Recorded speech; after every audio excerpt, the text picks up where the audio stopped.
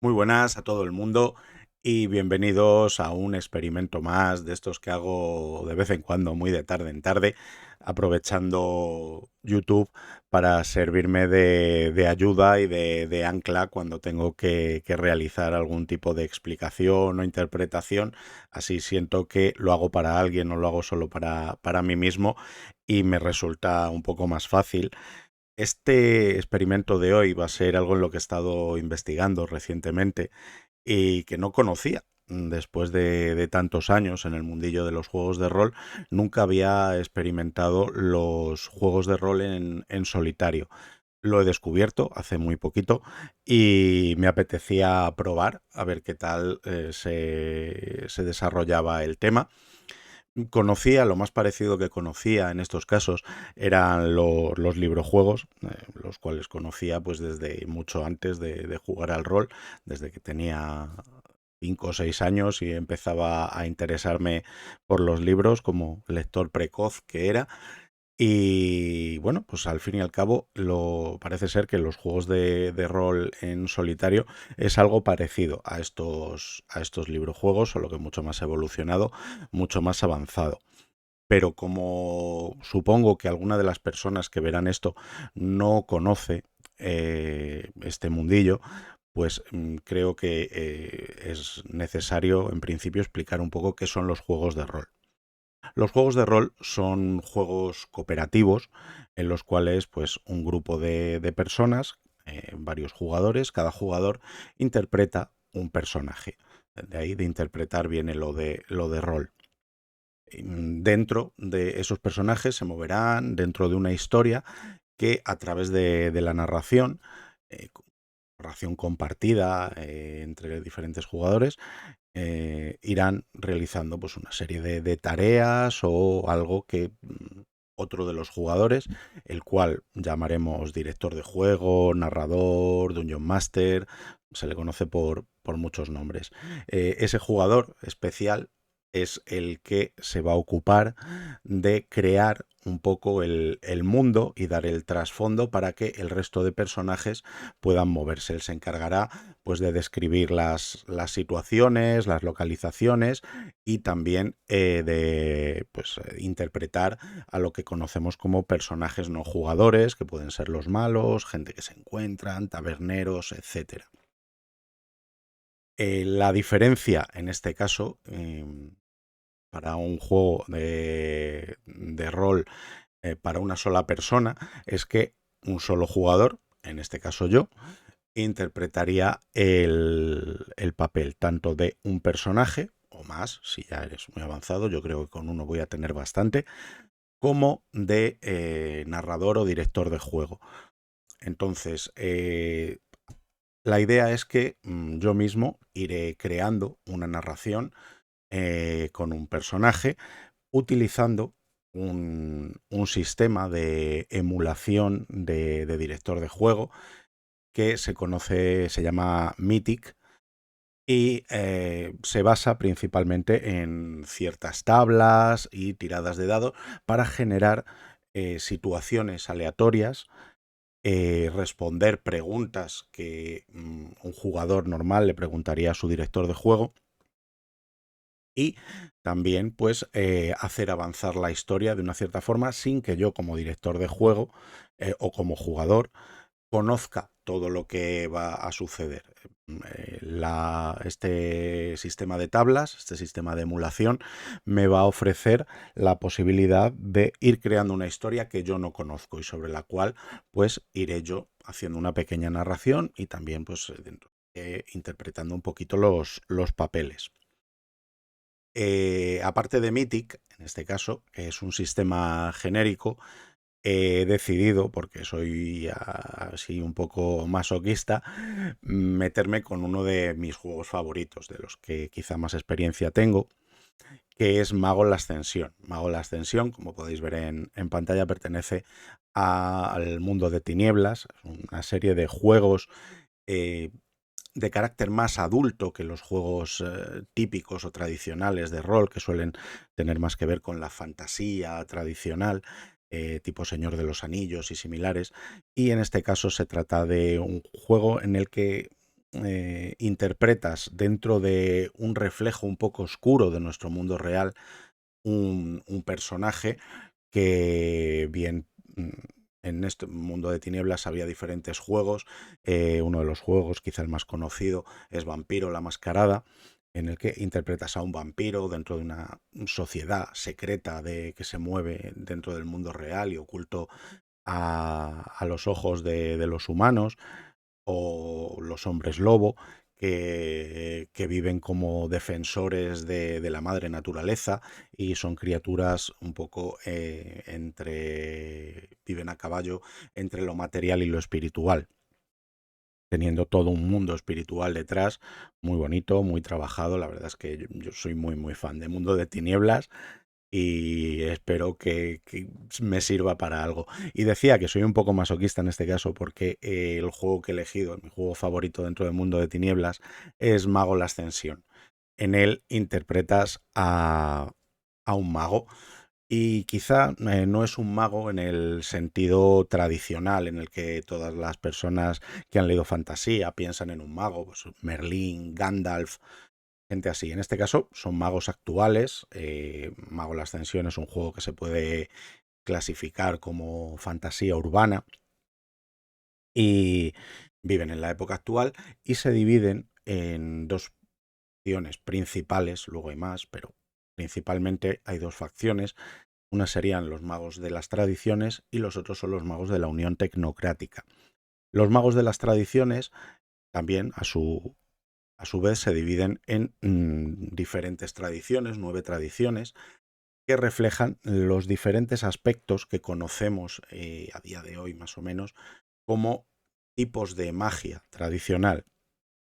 Pongo un ejemplo. Por ejemplo, tendríamos una tradición que es la Orden de Hermes, en la cual estarían los magos, pues un poco lo que sí conocemos, esos Gandalfs, esos Merlines que hacen hechizos, que usan pentáculos y símbolos extraños y palabras mágicas para hacer aparecer su magia. Pero también tenemos otros magos que vienen, pues a lo mejor de tradiciones africanas, chamanísticas, de la brujería que conocemos, de brujas que vuelan en escobas y usan sacrificios animales para invocar a ciertas criaturas. Todo esto serían, su modo, las diferentes tradiciones eclécticas, como pueden ser, y, y diferentes, pero unidas dentro de su defensa de la magia tradicional. Se enfrentarían en este caso a la Unión Tecnocrática, donde nos encontramos a los magos de la tecnología. Estos son magos que ya usan diferentes aspectos de la tecnología moderna para ejercer estos efectos mágicos. ¿Por qué se da esta división? Me diréis. Bueno, en principio se debe a que los magos en este juego lo que hacen es mm, trastocar la realidad, transformar la realidad gracias a su voluntad, a su propia voluntad. Entonces, un mago, cuando hace un hechizo, no es simplemente algo que ha aprendido y lo vuelve a aprender todos los días, como puede ser en Dragones y Mazmorras, sino que su voluntad, un poco más poderosa que la de los mortales normales, tiene la capacidad de crear ese hechizo. Mm, Toda esta gente, que en conjunto se conocen como despertados a todos los magos, pues se enfrentan a la realidad que todos conocemos cada vez que hacen magia. ¿Qué quiere decir esto?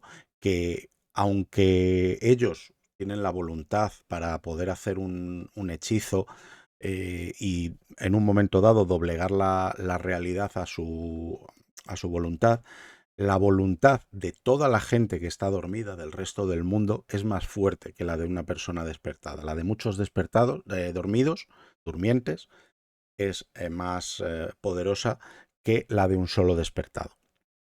Entonces, ¿qué ocurre? Que cuando van a hacer esta magia, eh, la realidad se les opone. Entonces corren peligro a la hora de hacerla de que la realidad se defienda y les dé un bofetón que se conoce como paradoja. ¿Cómo pueden evitar esto los magos? ¿Y por qué se da esta división que hablábamos de tradiciones y tecnocracia? Bueno, pues en primer lugar, pues como decimos, la realidad de los durmientes es la que todos conocemos y en la que todos creemos. Entonces, si ellos consiguen poco a poco, poquito a poco, minando, que la gente crea en otras cosas, pues eso, ese tipo de magia que pueden hacer, ya será más fácil para ellos. Entonces, por eso hubo un momento en el cual la ciencia triunfó, en el Renacimiento y posteriormente en el victorianismo, que la ciencia empezó a triunfar y la gente empezó a creer en la ciencia. ¿Por qué? Porque estos grupos de despertados, que en otro momento podían haber sido similares a los tradicionales, tenían la idea de convencer a las masas, convencer a la gente de que lo que ellos hacen es real. Entonces, la primera vez que hacen algo, pues a lo mejor la realidad se defendía. La primera vez que un motor se puso en marcha, la primera vez que un avión voló, pues era muy difícil. ¿Y por qué? Porque la realidad se defendía, dentro de juego, por supuesto. Entonces, pero según poco a poco se fue desarrollando y haciendo a creer a la gente y manipulando la opinión pública y haciendo creer a la gente que esto podría ser realidad, pues poco a poco se fue haciendo real. Entonces, tenemos una lucha por la realidad dentro de este mundo de tinieblas entre estas dos facciones, las tradiciones y la tecnocracia. Esta es una guerra por el control de la realidad que se conoce como la guerra de la ascensión, en la cual, pues hasta hace relativamente poco tiempo, la tecnocracia se daba como vencedora absoluta. Sin embargo, algo le salió un poco rana, le salió mal, y uno de sus mayores logros, que es que todo el mundo pudiera acceder a la red, a Internet, cuya presencia, pues red de comunicaciones a nivel mundial, que la información no tardara nada en llegar de unos a otros, antes era algo totalmente mágico, se consiguió que prácticamente todo el mundo lo hiciera. ¿Qué ocurrió? Que al tener acceso todo el mundo, muchas ideas que antes se consideraban pues, directamente estúpidas, siempre hablo dentro de juego, pues empezarán a dar, a volver a tener fuerza. Cosas como, ¿y por qué la Tierra no va a ser plana? Si antiguamente creían que era plana. ¿Y por qué los virus son reales si no los vemos? Es una forma de pensar que, obviamente, siempre hablando desde el punto de vista real, la ciencia es ciencia, está demostrada. No, yo, como persona humana, como Roberto, no estoy de acuerdo con ninguna de las posturas de las tradiciones, pero por muy estúpidas que esas posturas puedan sonar, cuando se repiten muchas veces, hace que las tradiciones vuelvan a tener fuerza, aunque ya sea algo totalmente consensuado, como que la Tierra es redonda y que todo el mundo sabe que es cierto. Si mucha gente repite que eso no es cierto, la creencia en ciertos sectores puede llegar a tambalearse y eso le daría poder a las tradiciones. Repito, dentro del juego, la Tierra no es plana. No estamos para tonterías. Bueno, pues entonces, ya os digo, vamos a usar esos dos sistemas. Mago la Ascensión, por un lado, como juego base, que ya os iré explicando un poquito cómo se juega.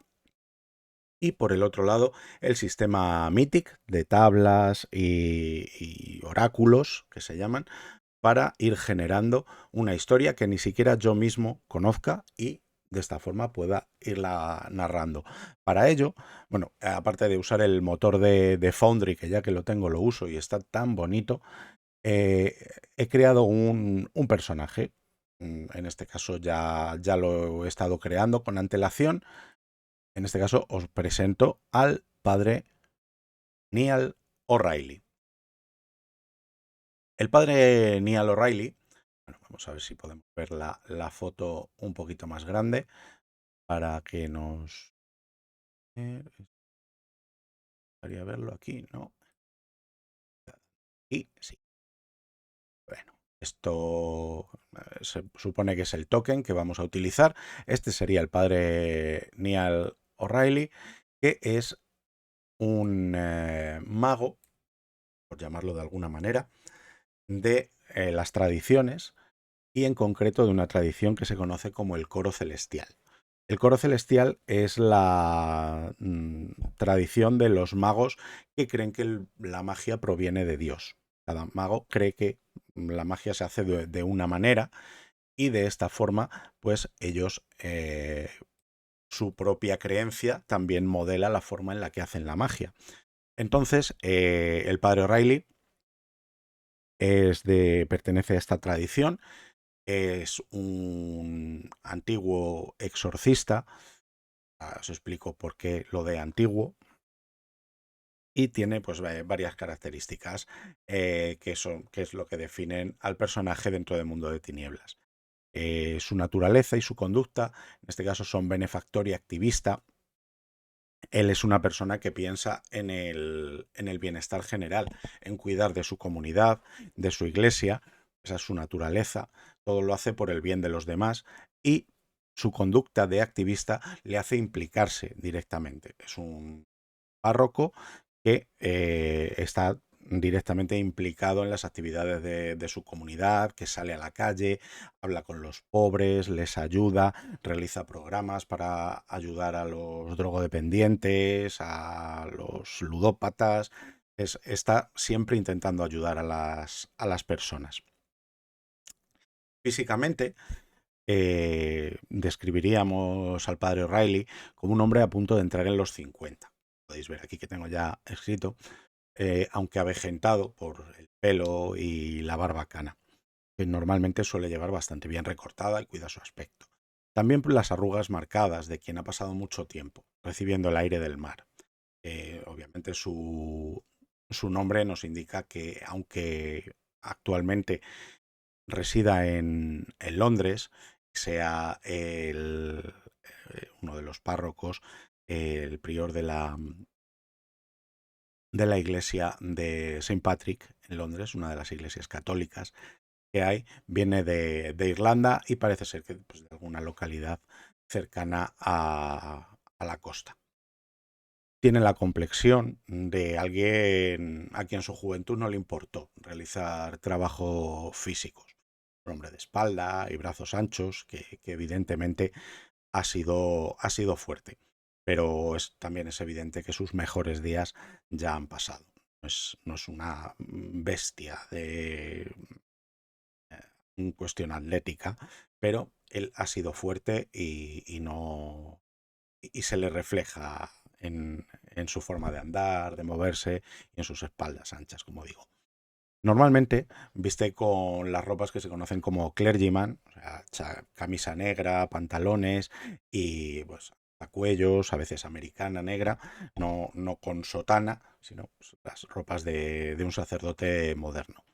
Cuando hace buen tiempo suele llevar la camisa remangada, mostrando así parte de varios tatuajes que tiene en los brazos con símbolos angélicos.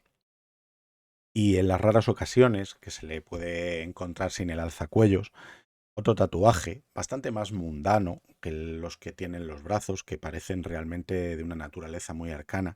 El que lleva en el pecho y asoma por la abertura de la camisa es de un ángel luchando contra una serpiente. Como decía, el padre O'Reilly es un sacerdote católico y vive en Londres. Antiguamente fue un exorcista. Su actividad como mago era mucho más dinámica que la que lleva actualmente. Los magos normalmente se organizan en lo que se conocen como cábalas. Estas cábalas pues son grupitos de magos que bien por un interés común o bien por órdenes de un superior se, se juntan para conseguir ese fin o simplemente por seguridad, por estar más seguros ellos. Mm, Él, por algo que pudo haber ocurrido en su pasado, ya no pertenece a ninguna cábala y se ha retirado de la actividad de las tradiciones, de la política de las tradiciones. Por eso, en su concepto, nos decimos que se trata de un exorcista retirado. Bueno, tiene su esencia, como os digo, es lo que se llama una esencia de patrón. La esencia es, al contrario que la naturaleza y la conducta, que pertenecen totalmente al hombre, al padre O'Reilly. Su esencia es la naturaleza, podríamos decir, de su parte despertada. Todos los magos, como decíamos antes, tienen una parte despertada que es lo que les permite hacer magia. Esa parte despertada se conoce como avatar o genio en la tecnocracia, pero las tradiciones lo conocen como avatar porque muchas veces se presenta como, pues, una parte divina que la misma persona puede ver, puede conversar con él. En el caso concreto del padre O'Reilly, la, su avatar se le presenta de vez en cuando y se le presentó la primera vez con la forma de, tenemos por aquí, lo pondrá, a ver, se manifiesta como el arcángel Miguel. A veces es un amable ayudante y un consejero, pero casi siempre es exigente con los deberes de Niall como exorcista. Eh, ¿Qué quiere decir esto? Que de vez en cuando el padre O'Reilly ve al ángel San Miguel y muchas veces pues le exige que haga cosas o le guía hacia algo que puede ponerle potencialmente en peligro. Es una parte intuición, otra parte divinidad. No se sabe muy bien lo que es el avatar. El caso es que nadie lo ve y pues hay veces que no le hace caso. Pero en muchas ocasiones el arcángel sabe cómo ser muy persuasivo y tocarle las narices a O'Reilly para que haga lo que él quiere. Bueno, tenemos aquí los trasfondos, esto es terminología del juego. Rango, tiene rango simplemente porque es el prior de la comunidad, como digo, de la iglesia de Saint Patrick, y recursos pues para llevar una vida modesta sin demasiados lujos.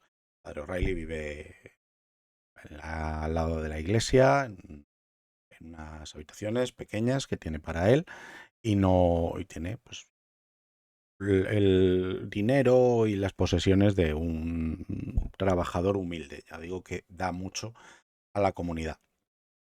Sin embargo, como comentaba, eh, Neal dejó su vida como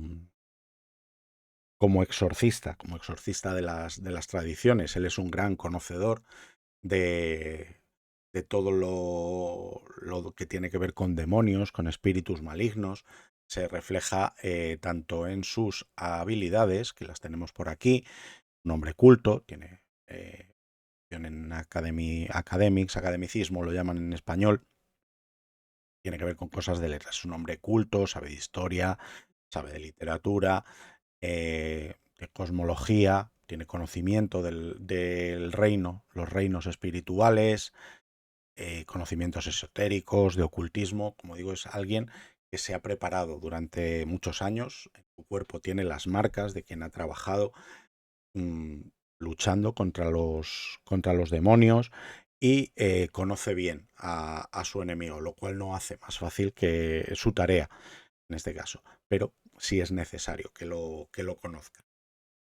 Luego, pues como vemos, pues tiene puntuación en varios talentos, sabe pelear.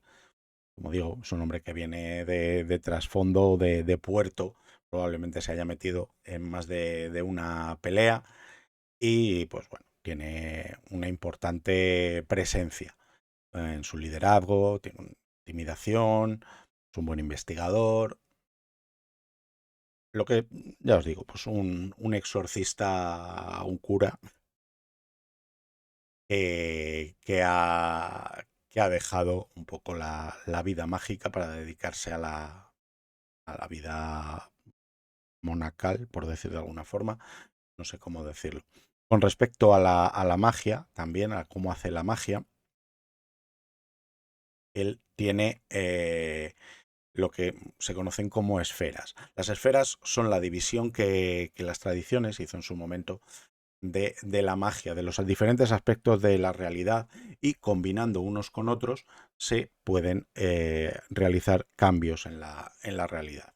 Entonces, como os decía, el padre es un gran conocedor de la magia de espíritu, de los espíritus, se los conoce como espíritus malignos, espíritus demoníacos, espíritus que pueden atravesar el velo del reino espiritual al reino material, hacer daño a la gente, poseerla. Esto incluye también fantasmas, otras criaturas que principalmente son espirituales. Conoce, bueno, aquí lo pone en inglés, Prime, que es lo que se conoce como la magia cardinal, es la energía mágica, en bruto, la cual teje toda la realidad. Todas las cosas tienen parte de esa energía, tienen una base, digamos, fundamental de esa energía, y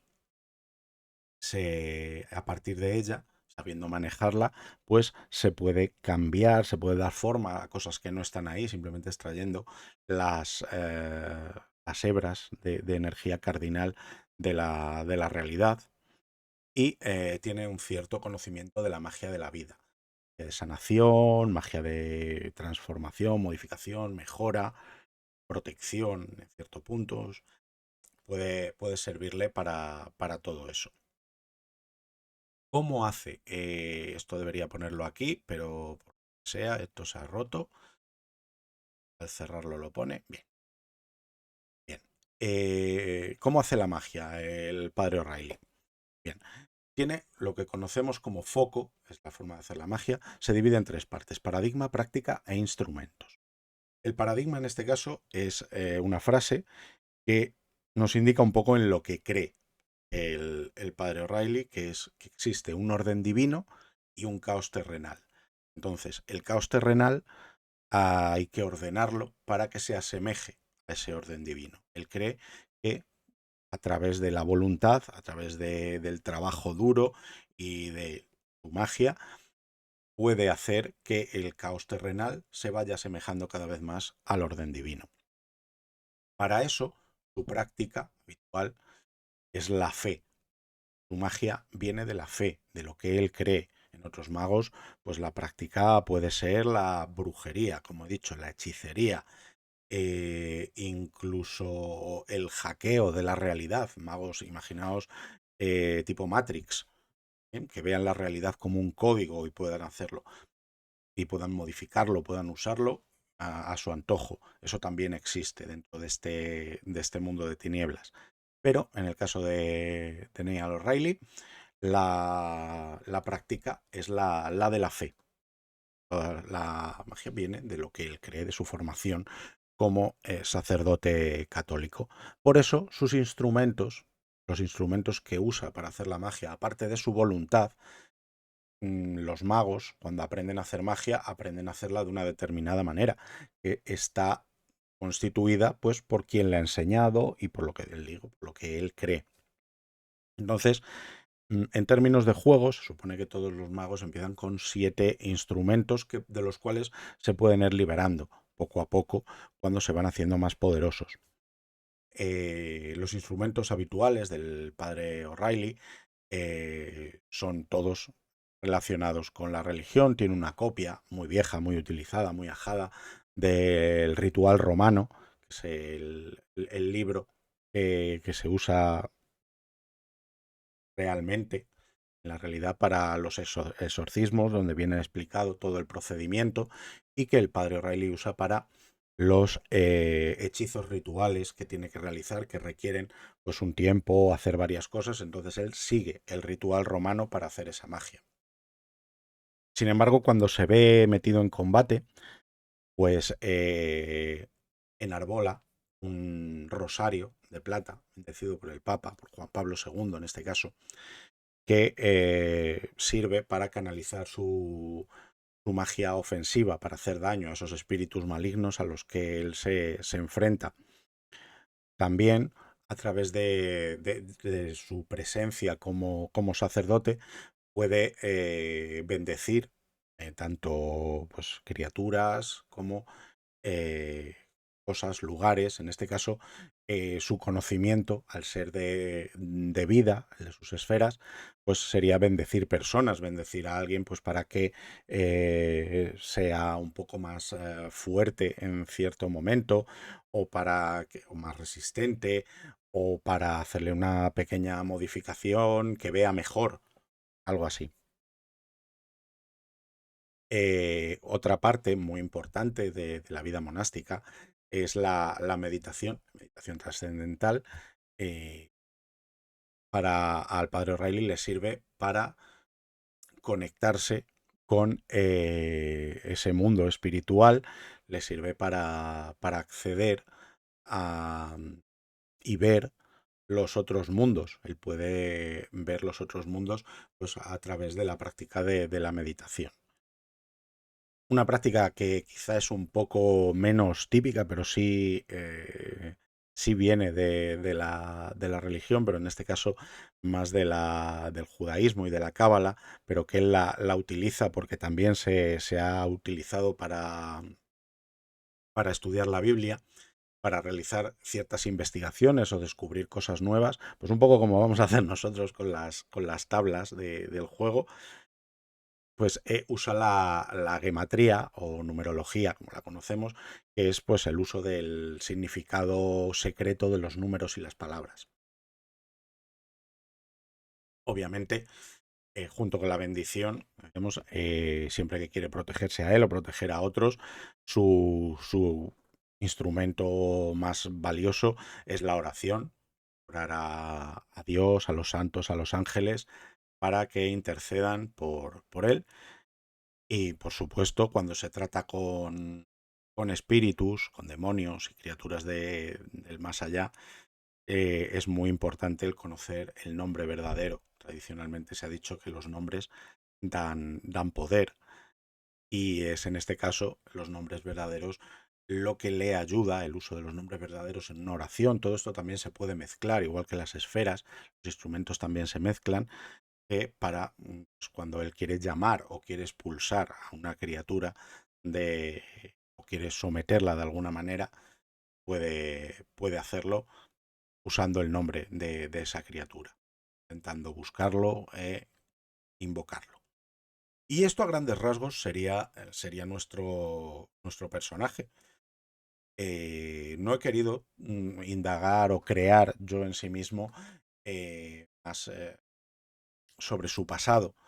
No le he dado un pasado ya fijo, porque quería usarlo también, pues como quería usar el sistema de Mythic para generar un poco el pasado de Niall y ver qué tal nos funciona. Entonces, básicamente,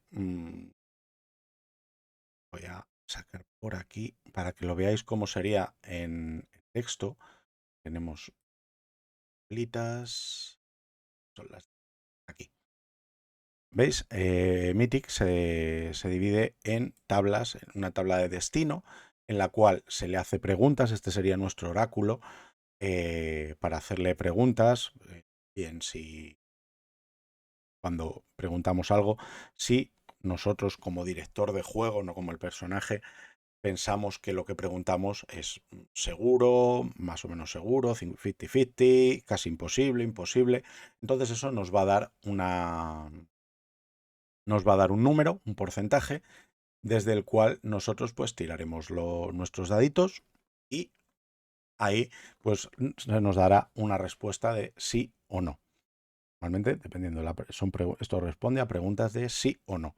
Esto va a estar modificado por lo que nosotros llamamos el factor caos, que es algo que puede llegar a hacer que la historia no se desarrolle exactamente como querríamos o como esperaríamos, porque no sabemos cómo es.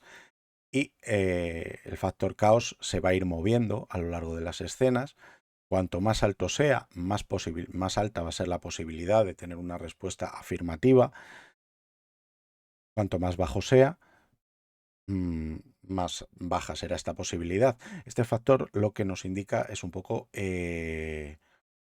modifica el control que tiene tanto el padre O'Reilly dentro de su propia historia, dentro de su propia narrativa, como nosotros, como jugador y narrador de esta historia. Y luego, aparte de esto, pues tenemos las tablas de eventos que nos indican pues qué le puede ocurrir en un momento a alguien. Puede ser eventos aleatorios que nos surgirían, ya veréis cómo, de la tabla de destino. Y pues que nos puede decir que ocurre algo con un personaje no jugador, con nuestro propio personaje jugador, con un evento, con una de los hilos que llevamos. Los hilos son las tramas en las que nos vamos a ir moviendo. Y cuando ya sabemos a qué o qué afecta, usamos las tablas de acciones, las tablas de significados. Tenemos pues, acciones, descripciones o tablas de elementos que son para cosas pues, muy concretas, como tono de la aventura, acciones de los de animales, descripciones de cavernas, personajes. Todo esto, o sea, nosotros vamos a hacer 2 tiradas de un dado de 100 en estas tablas y nos van a dar un par de descripciones con las cuales, pues, nos van a dar 2 palabras con las cuales haremos hilaremos nuestra narrativa o imaginaremos un poco a qué puede ir. Entonces, bueno, todo esto quería que lo vierais un poco cómo son las tablas cuando se juega en mesa. Las tengo aquí también, pues, por si me hiciera falta consultar algo directamente sin que fuera de forma aleatoria. Pero bueno, Foundry, que es una de las razones por las que lo uso, y la otra es porque no tengo una cámara decente que colocar mostrando el juego, pero lo tenemos ya implementado de esta forma en Foundry y pues nos va a ir dando dentro de nuestra ventanita de chat que tenéis aquí abajo a la derecha. Nos va a dar las diferentes preguntas. Entonces, en este caso, lo que necesitamos para empezar, para dar un poco de trasfondo a nuestro personaje, es ver por qué el padre Neil O'Reilly dejó la vida activa dentro de las tradiciones, o la vida de exorcista para dedicarse a una vida simple como párroco. A darle pues esto a Event Focus, creo que es. A ver, aquí, que nos dice.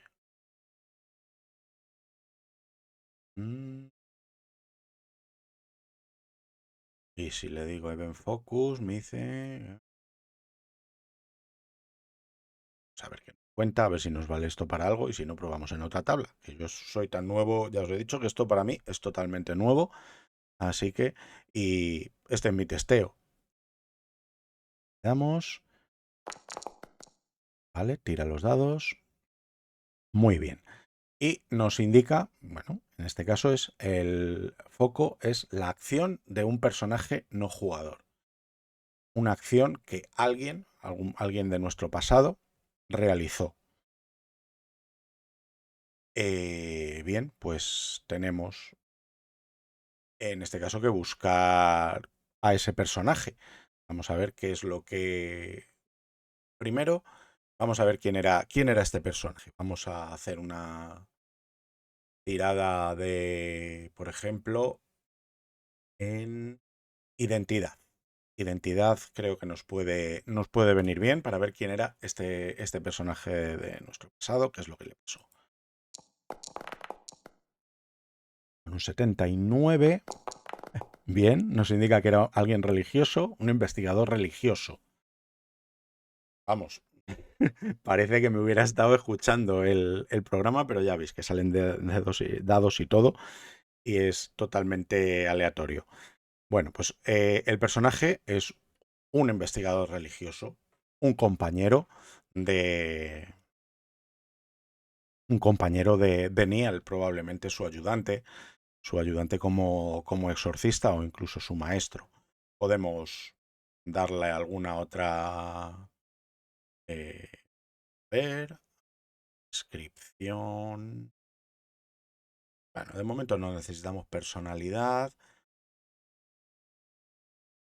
Vamos a ver si con los descriptores nos indica si era el... nos indica algo más. Vamos a los descriptores. Tiramos nuestros daditos. 64. Mm.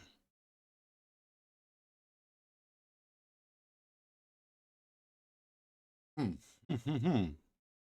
Mundano y acompañado. Bien, pues en este caso, pues va a ser otro investigador religioso que se ocupaba de, mm, de ayudar, como os he dicho, ya lo hacía el padre O'Reilly, también lo hace habitualmente, pues esta persona que estaba con él se encargaba de los más desfavorecidos y pues estaba probablemente en la calle ayudando a drogadictos o alcohólicos, indigentes, para que pues pudieran tener comida, pudieran tener abrigo y estaba con ellos también porque no olvidemos que es un investigador religioso, porque le podía servir de ayuda para hacer en una investigación. Estarían persiguiendo alguna criatura o algo así. Vamos a ver qué motivación movía a este investigador. A ver qué nos cuentan. 32.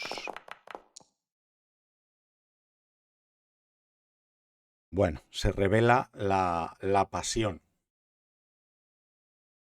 Bueno, pues como podemos suponer, aquí en este caso, esta investigadora, ya vamos a decir que es una mujer, porque me siento, no por nada, simplemente pues yo me siento más cómodo dentro del paradigma, digamos, heterosexual de las relaciones, pero no por ninguna. Pero sí que esta antigua compañera del padre O'Reilly, pues probablemente era una religiosa que le ayudaba en su labor y tanto mágica como, eh, como mundana. Y obviamente llegó un momento en el que la relación de ambos pasó a más. No sé si tenemos alguna tabla con nombres. Vamos en un momento. Eh, esta, esta relación pasó a más, quedó revelada y podemos imaginar que fue usada de alguna forma por sus enemigos para, eh, como diría, para poder aprovecharse del padre O'Reilly. Vamos a hacer un poco más de... Vamos a buscar un nombre.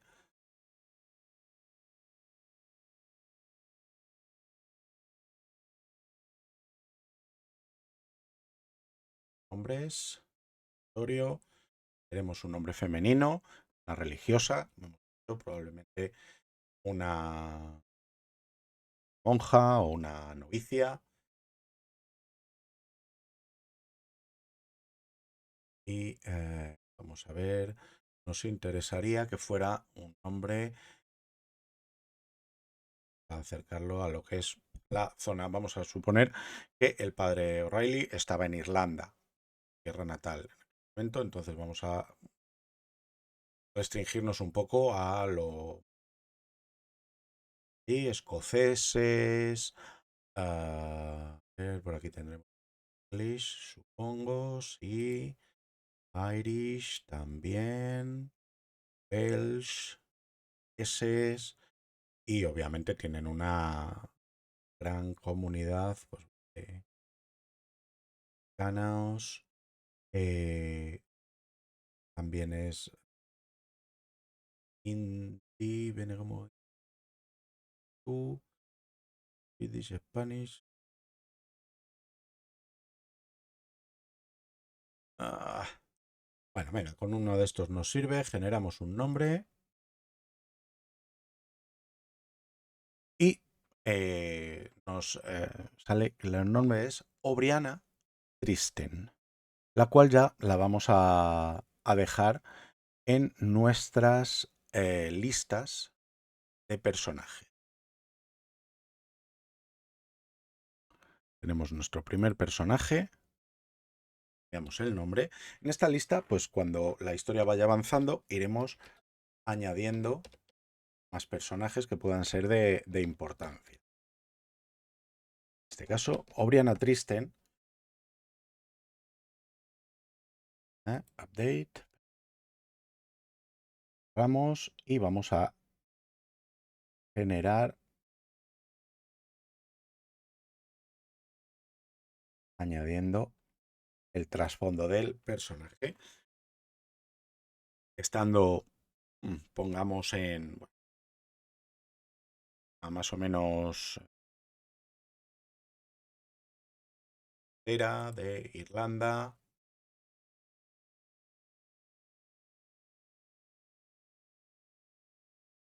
Vamos a ver, que no sea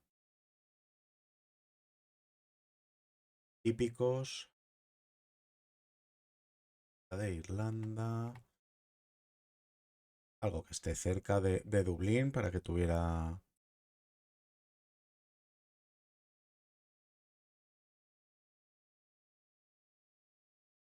Me gusta este nombre, Wexford.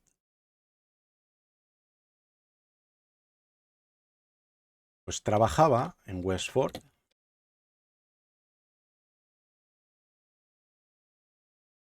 junto a la hermana Obriana Tristen. Como hemos dicho, ayudando a los desfavorecidos, mientras seguían la pista de. Vamos a buscar, a ver si tenemos por aquí algún. Ah, mira, si hay aquí una tabla de nombres. Bueno, mientras seguían la pista de un poderoso espíritu al cual pues vamos a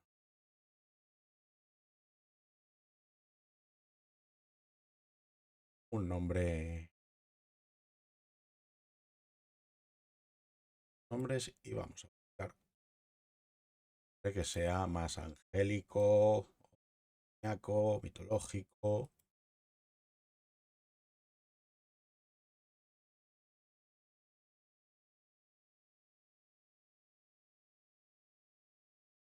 Bíblico.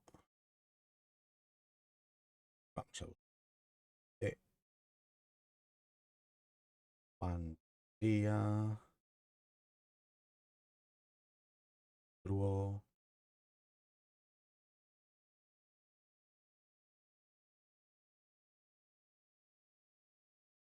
vamos, sale por aquí. Este nombre no.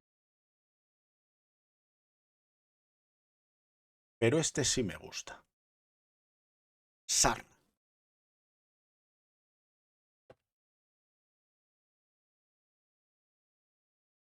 Sarra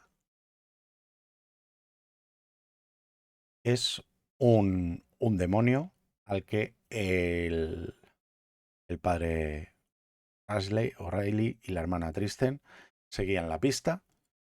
¿Y qué es lo que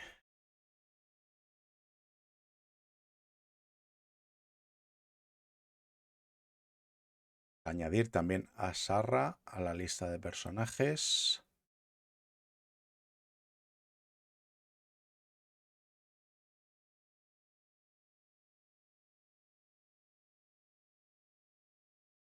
Vamos y cerramos. Ya tenemos dos personajes que viven en nuestro pasado. Un demonio importante que se estaba cebando en la comunidad de indigentes, alimentándose de sus almas, cualquier cosa. Entonces, bien, eh,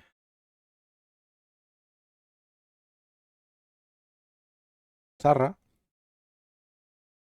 sintiéndose perseguido,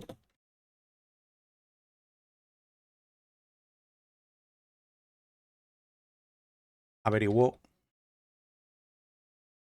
ah, podemos decir que inflamó también, usando sus artes, la pasión y la tensión subyacente entre los dos religiosos,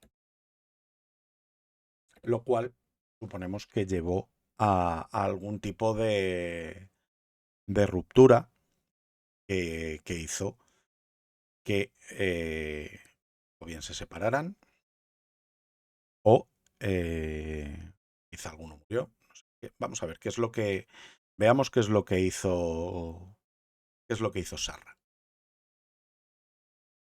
Pues por aquí acciones. ¿Qué hizo Sarra?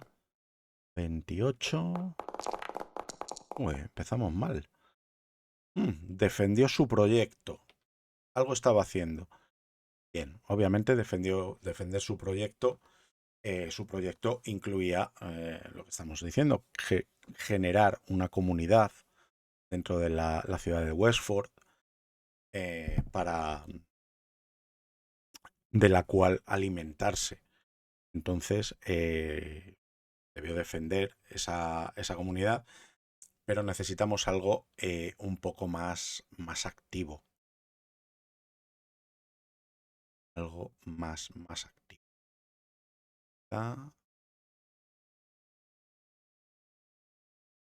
Bueno, vamos a ver cuáles son las motivaciones de Sarra.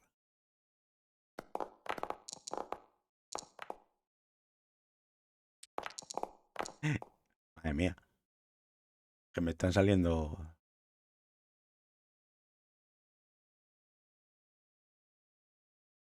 Bueno, es simple odio, como ya tenemos el caso, lo mundano, lo cual hemos asimilado a los indigentes, a los sin techo de Wexford.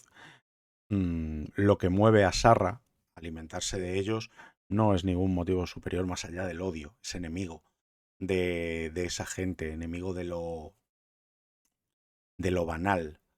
Entonces intenta por todos los medios acabar con ellos y hacer o sea, limpiar cierta forma las calles, lo que él considera que es suyo, lo quiere limpiar, considera basura. Son esta gente sin techo, estas personas menos desfavorecidas. Pero bueno, hemos quedado en que es la motivación y la acción final. A ver si tenemos suerte, porque si no me quedo atascado. Pero vamos a ver, acción final que lleva a Sarra y serio antagonizar.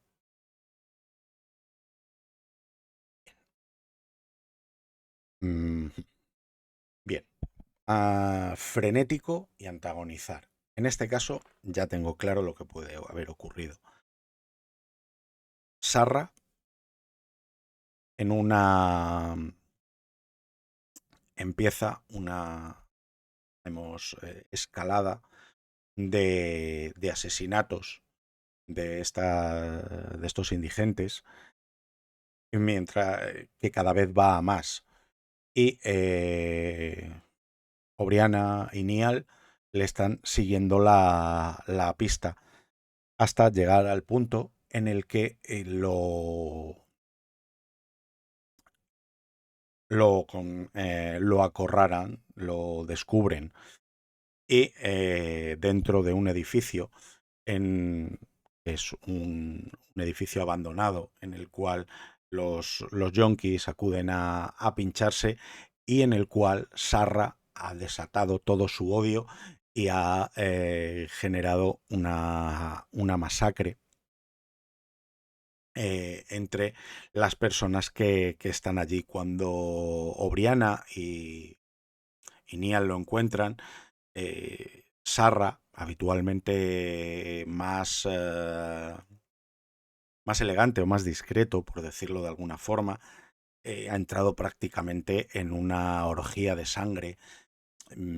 Está en un estado prácticamente animal y se lo encuentran devorando los cuerpos de estos drogadictos. La hermana Obriana se asustada, se lanza con todo su poder mágico a canalizar una invocación divina que contuviera al demonio, pero Sarra en ese momento es muy fuerte, está lleno de sangre hasta la saciedad. Sus ojos son rojos, su aspecto habitualmente más humanoide ha dado paso a su forma totalmente demoníaca, con colmillos y la piel negruzca y casi quemada, los ojos rojos que burbujean con esa sangre y que desprenden un icor negro. Y Obriana, al lanzar todo ese poder, se encuentra con un enemigo. Ninguno de los nombres angélicos que tiene puede enfrentarse a la furia desatada de Sarra, y en ese momento intenta llevar su poder más allá de lo que ella misma puede controlar. Y, como decíamos al principio, la realidad se defiende contra ella. Sarra no es una criatura de este mundo y a él no le afectan los cambios de la realidad. Lo que lo ha traído aquí, pues lo hace, digamos, vadear la realidad. Pero la furia con la que la hermana Tristen ataca a Sarra hace que la realidad sí se defienda, porque ella es una criatura de esta realidad, es una mujer normal. Y en ese momento la realidad se parte, se abre, y tanto Sarra como la hermana Tristen son absorbidos por algo en la realidad. Saca sus manos etéreas fuera de ese rasgón que se ha hecho en la realidad y que va hacia una oscuridad que Niall, aún en toda su experiencia como